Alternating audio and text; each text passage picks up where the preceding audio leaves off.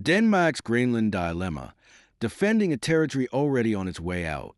When U.S. Secretary of State Marco Rubio meets his Danish and Greenlandic counterparts next week, Denmark will be defending a territory that has been moving steadily away from it and towards independence since 1979. President Donald Trump's threats to seize Greenland have triggered a wave of European solidarity with Denmark. But the crisis has exposed an uncomfortable reality. Denmark is rallying support to protect a territory whose population wants independence and whose largest opposition party now wants to bypass Copenhagen and negotiate directly with Washington. Denmark risks exhausting its foreign policy capital to secure Greenland, only to watch it walk away afterwards, said Mikkel Vedby Rasmussen, a political science professor at University of Copenhagen. Strategic relevance. Denmark cannot let Greenland go without losing its geopolitical relevance in the Arctic territory, strategically located between Europe and North America, and a critical site for the U.S. ballistic missile defense system. Yet it may ultimately have nothing to show for its efforts if Greenlanders choose independence or strike their own deal with Washington. The stakes extend beyond Denmark's national interests.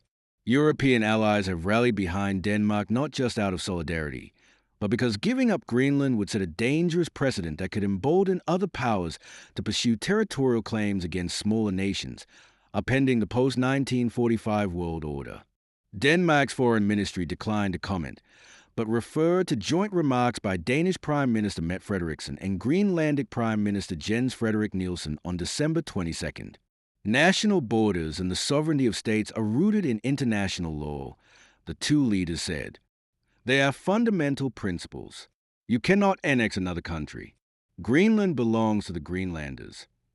This week, Frederiksen said, if the U.S. chooses to attack another NATO country, everything stops, including NATO and the security the alliance has provided since World War II.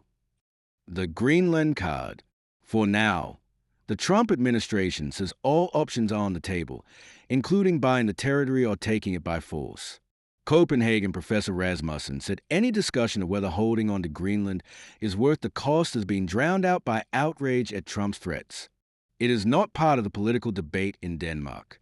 I feel we have gone into patriotic overdrive, he said.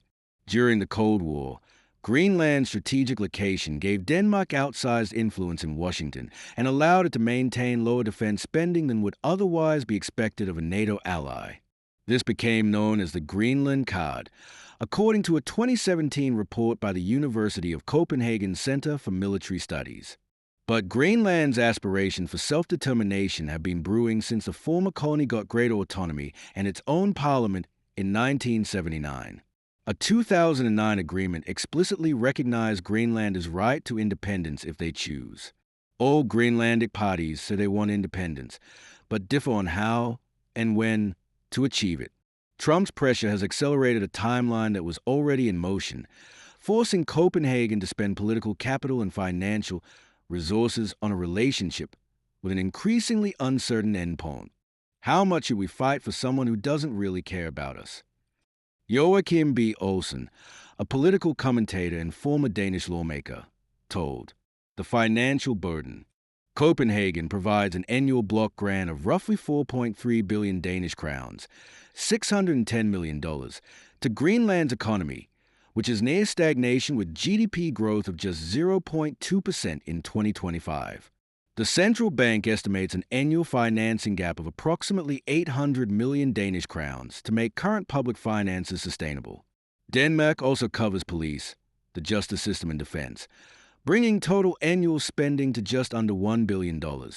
In addition, Copenhagen last year announced a 42 billion Danish crowns, $6.54 billion, Arctic defense package in response to U.S. criticism that Denmark has not done enough to protect Greenland.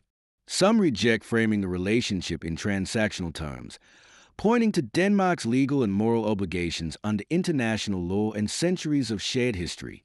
We are talking about family relations, long history of relations between Denmark and Greenland, said Mark Jacobsen, associate professor at the Royal Danish Defence College.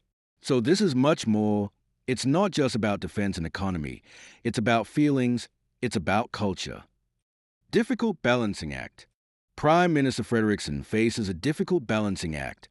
said Serafima Andreeva, researcher at Oslo-based Fridtjof Nansen Institute. For now, Denmark has little choice but to stand firm to maintain its diplomatic credibility, but in doing so risks the relationship with the United States at a time when Russia is an accelerating threat, and being on the U.S.'s bad side is no good for anyone in the West. Frederiksen also faces an election this year, though Greenland has not been a major theme. I don't understand why we have to cling to the community with Greenland when they so badly want out of it.